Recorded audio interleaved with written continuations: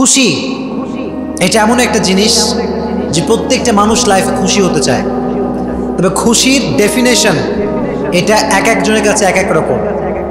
কারো কাছে খুশির মানদণ্ড হচ্ছে টাকা, আবার কারো কাছে খুশির মানদণ্ড হচ্ছে বাড়ি, কারো কাছে ধন, কারো কাছে সম্পদ, কারো কাছে বিবি, তো কারো কাছে সুন্দরী নারী। এক একজনের ডেফিনেশন এক এক রকম। তো খুশির মাপকাঠি এক একজনের কাছে এক এক রকম। এজন্য কেউ মনে করে যে সুন্দরী নারীকে বিয়ে করতে পারলে আমি সুখী হয়ে যাব, আবার কেউ কেউ মনে করে যে টাকা পয়সা কামাই ফেললে আমি বড়লোক হয়ে যাব, আমি সুখী হয়ে যাব। সো এক একজনের কাছে খুশির ডেফিনেশনটা এক এক রকম, কিন্তু খুশির ডেফিনেশন বলবে একজন, তিনি কে? জীবনে সুখী হওয়ার বিভিন্ন ওয়ে আমাদের কাছে আছে, সায়েন্টিফিক ওয়ে আছে, মানুষের মন গড়া লজিক আছে, এক একজনের কাছে এক এক রকম ডেফিনেশন আছে।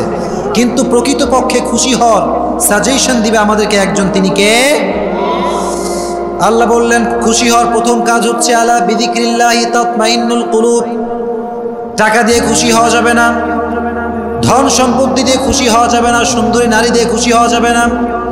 আল্লাহ বললেন আলা বিযিকরিল্লাহি তাতমাইন্নুল কুলুব। তোমরা যদি অন্তরে খুশি পেতে চাও, জীবনে সুখী যদি হতে চাও, জিকির করতে হবে একজনের, তিনি কে? আলা বিযিকরিল্লাহি তাতমাইন্নুল কুলুব। প্রশান্তি এবং সুখ এটা একমাত্র আল্লাহর জিকিরে রয়েছে। কার জিকিরে রয়েছে? আল্লাহর জিকিরে রয়েছে। এজন্য যখনই আপনি হতাশ, যখনই আপনার জীবনে খুব দুঃখ কষ্ট, জিকির করতে হবে একজনের, তিনি কে?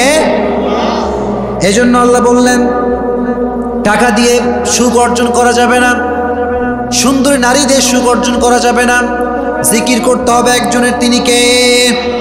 আব্দুল্লাহ ইবনে আব্বাস রাদিয়াল্লাহু তাআলা আনহু বলেছেন যে কেউ যদি তার লাইফে সুখী হতে চায়, সে যেন তার দুঃখের সময় আল্লাহকে স্মরণ রাখে, সুখের সময় আল্লাহকে স্মরণ রাখে।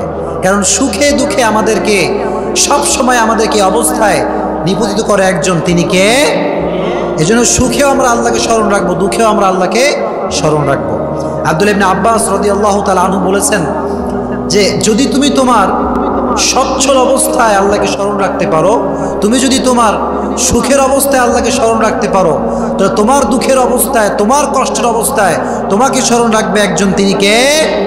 আল্লাহ। এজন্য সুখে দুঃখে স্মরণ করতে হবে আল্লাহকে। আল্লাহ বললেন টাকা দিয়ে সুখ অর্জন করা যাবে না, পয়সা দিয়ে সুখ অর্জন করা যাবে না, আল্লাহ জিকিরে সুখ রেখে দিয়েছে একজন, তিনি কে? 2 নাম্বার, জীবনে যদি সুখী হতে চান, লোকের থেকে আশা করা ছেড়ে দেন। মানুষের থেকে কিছু আশা করা যাবে, অনেকে খালি লোকের কাছে